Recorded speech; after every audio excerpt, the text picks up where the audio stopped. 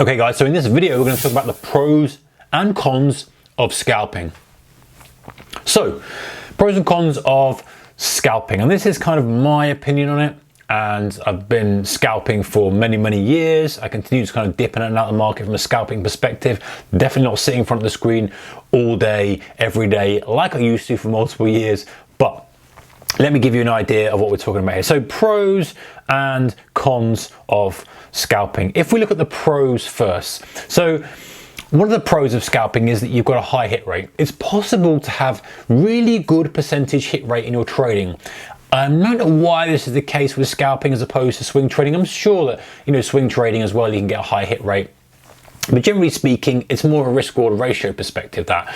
Scalping, you kind of find that you've got a lot of profitable trades purely because it's easier, and I say this very cautiously, it's easier to trade, it's easier to predict short-term price movement than it is to predict long-term price movement.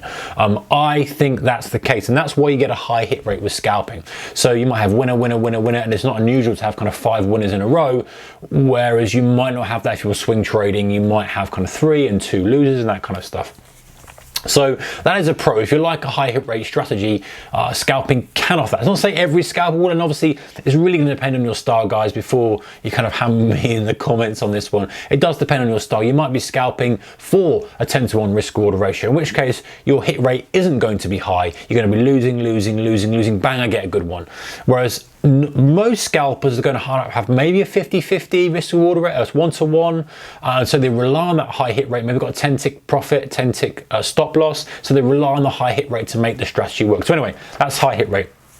Number 2, the pro is you're not caught by swings. So yes, you can be caught out by kind of intermediate moves if you're in a position, but if you're in a swing trade and it's going your way, you're not going to get caught by a big downdraft and having to sit through that to get to your profit target and knowing you've got to sit through it. You're not going to be the case with scalping. Scalping generally is, I'm looking for the first phase of the move and then I'm out. I don't care what happens after that. I'm not looking to sit through pullbacks or congestions or consolidations.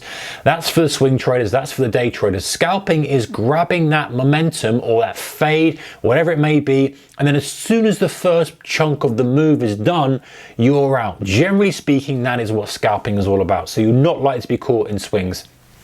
Less margin.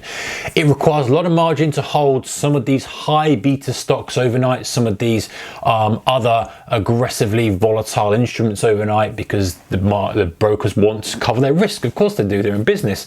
But scalping generally is less margin because most of the time you've got 1 or 2 positions on at any one time. So you're in, yes, the position size is generally a little bit more, but most of the time the margin is a little bit smaller because you haven't got to carry multiple positions. If you're swing trading, you might have 10 stocks or 10 different markets and big margins for those. So generally speaking, you're probably going to have less margin. The 4th one is that long winning streaks are very possible. Now, are they possible with swing trading? Yes, of course they are, but I tend to feel that long winning streaks with scalping occur more because you just get in tune with the market.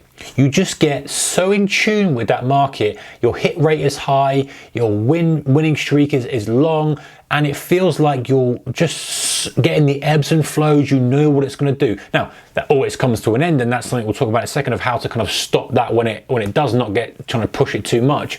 But sometimes when you're in tune, you've got to ride the wave and get that hit rate. It looks like you're some sort of magician.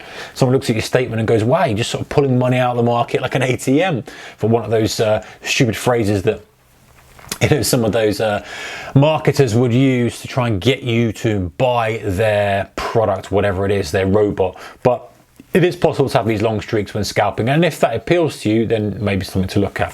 All right, number 5 is the obvious one of no overnight risk. You can sleep and you say, you know what, a catastrophe could hit the global markets, or a good thing if you're short, whatever, and it doesn't matter because you're going into a fresh day with a clean slate, which does mean 2 things. One is, obviously, you haven't got the overnight risk.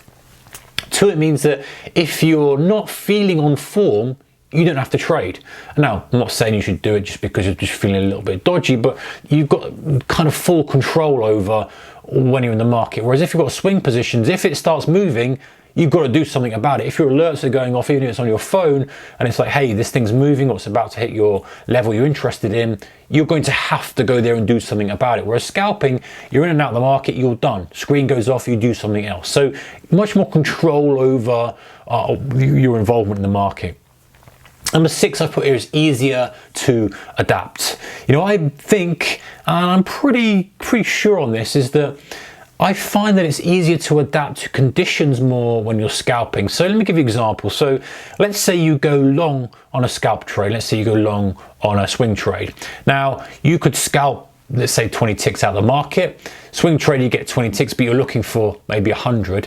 Let's say you're in a trending environment and let's say market pulls back and you scalp again, and maybe this time you get only 7. You scalp again, you kind of lose 4. You scalp again, you get 10. This is on this uptrend. Now that swing trade, you've made the whole profit on all the way up. And I'm not going to pretend that you've got all the little pullbacks on the scalp. So maybe you've done better on the swing trade from that perspective. But the easier to adapt is when you're in a transition between market conditions. So let's say you're in a trending environment, you go long on a swing trading perspective, it starts to pull back, it starts to then sit in a congestion. As a scalper, you can say, right, it's in congestion now, I need to start fading highs and lows. I need to start playing that kind of rotate around this level that we're looking as a pivot level. A swing trade, you're stuck in your position, you're waiting for it to break out again to give you more profit on the trade. So you can adapt and say, okay, conditions have changed, I need to change my style and my strategy for the market I'm trading. So it's easier, I feel, to adapt as a scalper as opposed to a swing trader, when actually you have to sit through changes in market phase, because they happen quite often. Maybe there's a quiet day, maybe there's an explosive day. Scalper can completely change the way you trade it, whereas a swing trader kind of sits through it because his profit target is a little bit further on or her stop's a little bit further down, and so you can't be chopping and changing all the time. And so it's kind of easier, I believe, to adapt as a scalper.